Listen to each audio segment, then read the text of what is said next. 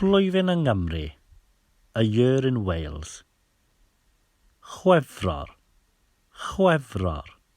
Chwefror. February. Ar yr ail o Chwefror, mae Cymru'n dathlu Gwyl Ffarc yn Hwyllau. On the 2nd of February, Wales celebrates Gwyl Ffarc yn Hwyllau, Mary's Festival of Candles. Ar y 4th o Chwefror, mae pencampwriaeth y Chwe Glar yn cychwyn, efo Cymru yn erbyn Iwerddon. On the 4th of February, the Six Nations Championship begins, with Cymru yn erbyn Iwerddon, Wales versus Ireland. Ar y 10th o Chwefror, mae Cymru'n dathlu Dydd Music Cymru. On the 10th of February, Wales celebrates Dydd Music Cymru, Welsh Language Music Day.